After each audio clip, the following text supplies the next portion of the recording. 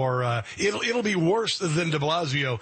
Michael Charbon of the Charbon Report on the Newsmax Hotline. Yeah, that is pure full-blown communism. It's not a marriage of industry with government. It is absolute seizure of production, and he also wants to take away housing, your ability to buy a home. Everybody gets a home. We've done this before, and it only ends up in absolute disaster wherever it's been tried. And also the wonderful little chestnut of defunding police. That's really what New York wants to see. When you talk about the homelessness, when you talk about the crime on the subway, I mean, I've been to New York many times. I remember what New York looked like before Mayor Giuliani came in, and that was the time of the discos and all the rest of that.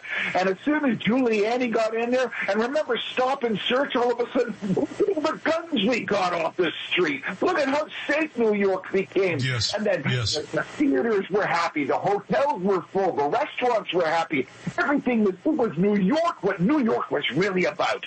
And then, and then we got the other guy. And then the guy after that. I mean, I'm telling you, New Yorkers are sick and tired of it. And I really hope so. The same way.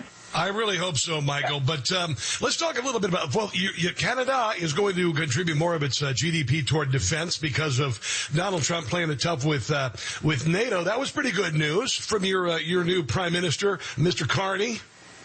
Well, he's got to cough it up. Let's understand, Canada has to show that we're going to support. In 2024, they spent $41 billion. That's like 1.37% of our economy. Carney is going to commit to be about 3.5%, not 5%, 3.5%.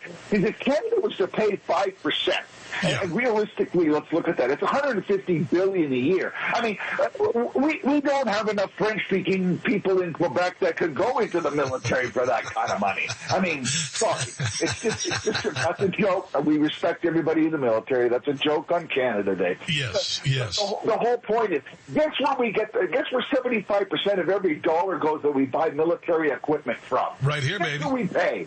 Yeah, right here, baby. Why is it? Because you're the best and most effective.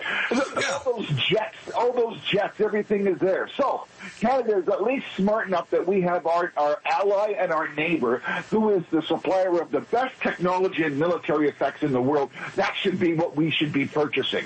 Yeah. Now, by the way, your PM kind of winced on this digital services tax. What's that all about, bro? So digital services tax is a 3% tax on social media, like Amazon, Meta, Google, etc. What was happening is there was billions of dollars that were going to the United States for advertising that wasn't supporting Canadian advertisers.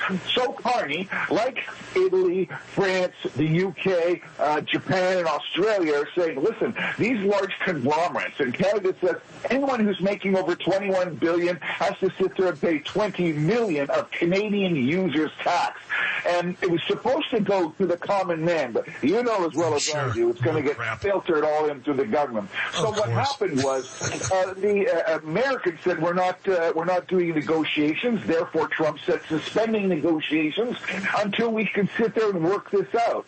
And basically, Carney, just like Trudeau, when Trump said he was going to put tariffs, Trudeau got on a plane and went down there as fast as possible. Carney says we're going to suspend it. There was a $2 billion bill that was due yesterday if it would have gone through.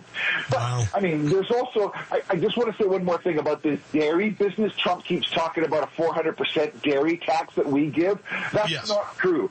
I mean, I'm not going to bore you with all the facts, but the bottom line is the increases after Cruzman, after we did the best deal ever, 2020, with Mexico and U.S., 82% of American cheese, milk, and butter came into Canada, and we are the second largest importer of American cheese, milk, and butter.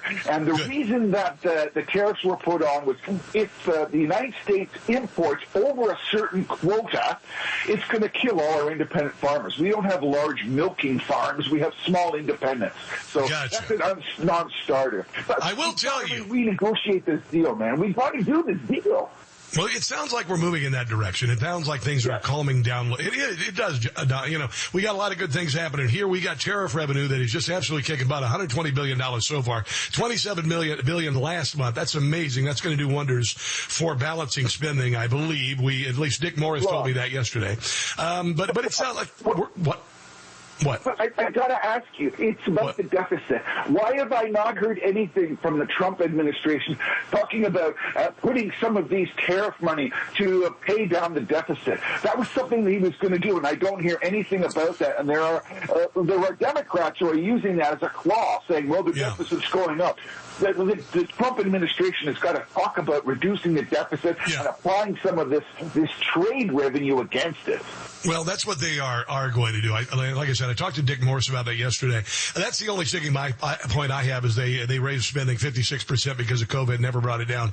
But right now, I think it's more important to pass this bill. Trump was not a hawk on the debt in his first administration. That was the only bone I had to pick with him.